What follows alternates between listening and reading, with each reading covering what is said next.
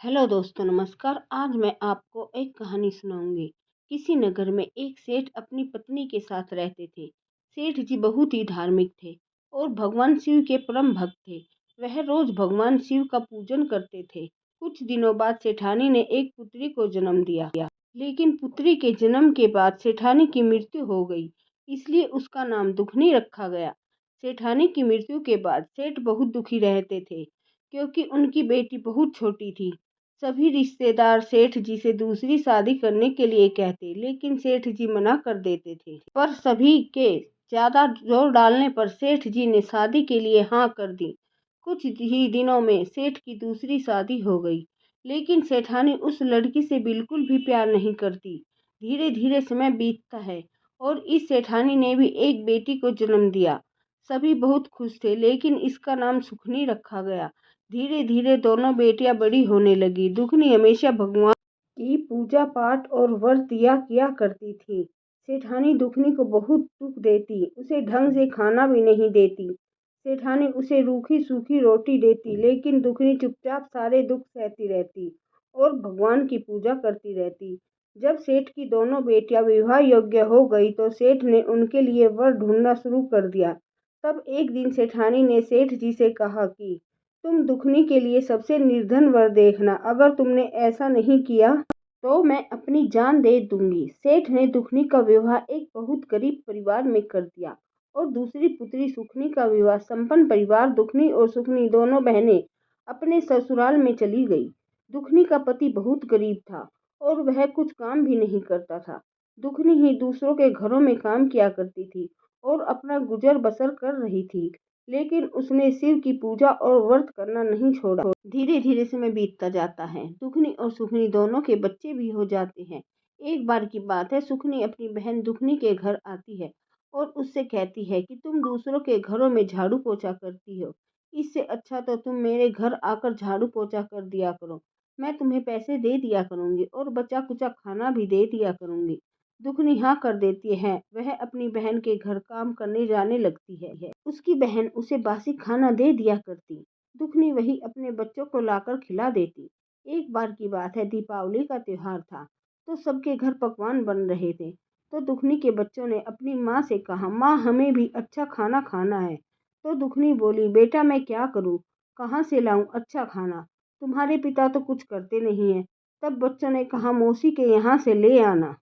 माँ फिर तुम रो क्यों रही हो? तब दुखनी ने कहा, बेटा तुम्हारी मौसी ने खाना नहीं दिया और बहुत बुरा भला बोला।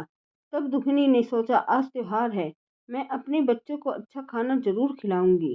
फिर वह वन की ओर जाने लगी। उसने सोचा कुछ लकड़ियां बेचकर बच्चों के लिए खाना ले आऊंगी। चलते चलते दुखनी को एक गाय मिली। वह दर्द से तड़प रही थी, वो बच्चों को जन्म देने वाली थी। उसने दुखनी से कहा, बेटी जरा मेरी मदद कर दो, मुझे बहुत दर्द हो रहा है, मेरे पेट पर हाथ फेर दो। दुखनी गाय के पेट पर हाथ फेरने लगी और गाय ने आसानी से बच्चे को जन्म दिया। फिर दुखनी आगे बढ़ी। आगे रास्ते में उसे एक नागिन मिली, जिसके ऊपर उसके चुली थी और उससे निकल नहीं पा रही थी। उसे ठीक से कुछ दिखाई भी नहीं दे रहा था। उसने दुखनी से कहा, जरा मेरी मदद कर दो, मुझे बहुत तकलीफ हो रही है। दुखनी उसकी मदद करती है और नागिन आसानी से केचुली छोड़ देती है। फिर दुखनी आगे बढ़ जाती है। दुखनी वन में पहुंचती है तो वन माता एक बूढ़ी औरत का रूप बनाकर वहां बैठ जाती है और दर्द से कहराने लगती है। दुखनी को देखकर बूढ़ी माँ कहती है, बेटी जरा मेरी मदद कर दो, मेरे पैरों में बहुत दर्द हो रहा है, तुम मेरे पैर दबा दो। दुखनी कहती है, ठीक है माँ, और दुखनी वन माता के पैर दबाने लगती है। फिर कुछ देर बाद दुखनी जाने लगती है तो बूढ़ी माँ कहती है, मेरे पास एक पोटली है, इसे तुम ले लो। दुखनी पोटली ले लेती है और उसे देखती है। उस पोटली में बहुत सारा सोना चांदी था।